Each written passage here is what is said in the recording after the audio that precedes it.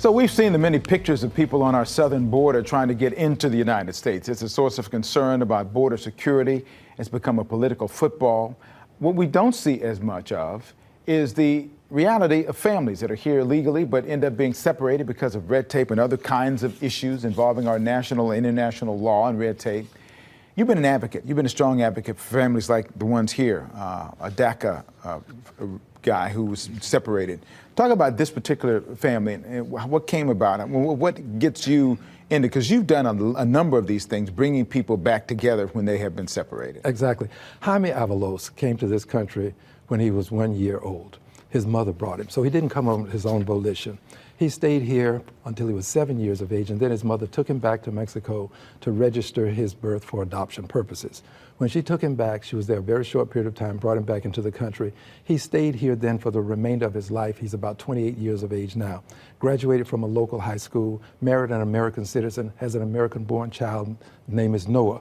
Well, he wanted to get right with the law. So his lawyer told him, you need to go to Mexico, Juarez, and you need to get a visa, come back into the country so that you can move forward and be on a pathway to citizenship, to be quite frank with you. Well, when he got to Juarez, they discovered that his mother took him out when he was 7 years of age, and we have a law that says if you come into the country undocumented and you leave, you cannot come back in for 10 years. He got caught in this 10-year ban.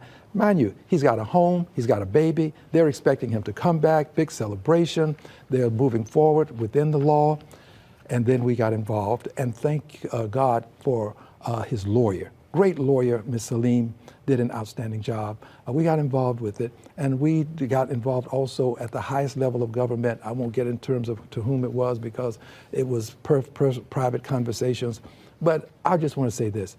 The Biden administration did the right thing in allowing him to have what's called parole. So when he got that parole, meaning the opportunity to come back into the country, I, along with his family, we went there to pick him up and bring him home. And it was a joyous occasion. Baby Noah loves his father, and it touches your heart when you see this kind of family reunification. So for us, this whole notion of dealing with immigration reform, it has to be comprehensive so that we take care of the Jaime Avaloses of the world. And we had a Mr. Jose Escobar who was in El Salvador, and we had to go there to bring him home as well.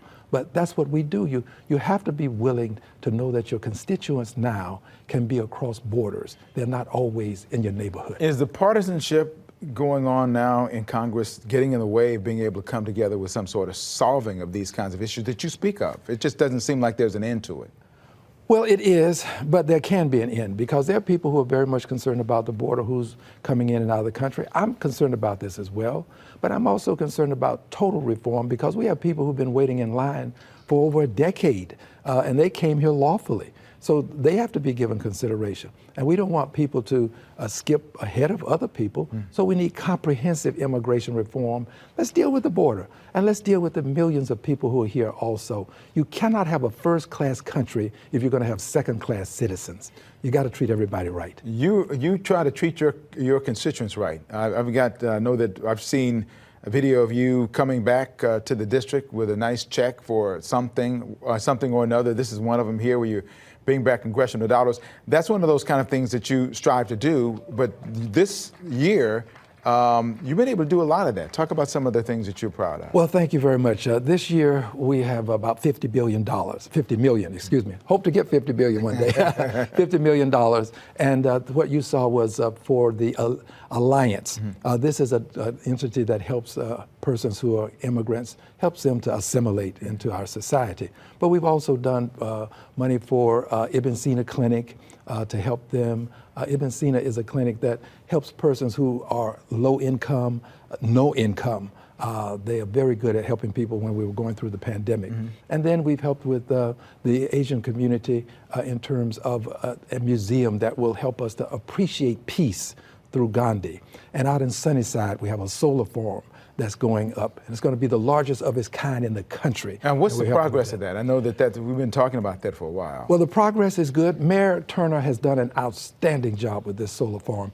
Quite frankly, what I'm doing augments and supplements what he's doing because we're helping with the people who are going to work there and jobs and that sort of thing. But I don't know the exact timeline. Right. It's within the mayor's hands, but I want to compliment him on what he's done, just to be the visionary that he is to help us acquire such an entity in our community in Sunnyside. It's going to help Sunnyside. And there's some government money that helps to underwrite that. Absolutely. Right. Absolutely. We put government money there. We have put government money into streets, and we're putting it into bridges. We're putting government money where it's needed. These community project funds are funds that congressional members can directly allocate to specific projects. And believe me, we get a lot of requests. After this program, the requests will go up exponentially, and we have to make some hard choices. But we do that. And as I said, we have $50 million. I still want to do billions. $50 million for this fiscal year.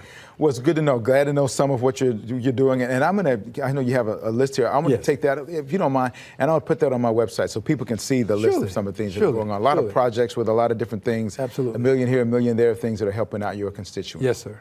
Hey, we're going to talk more with Congressman Al Green after the break, and we'll talk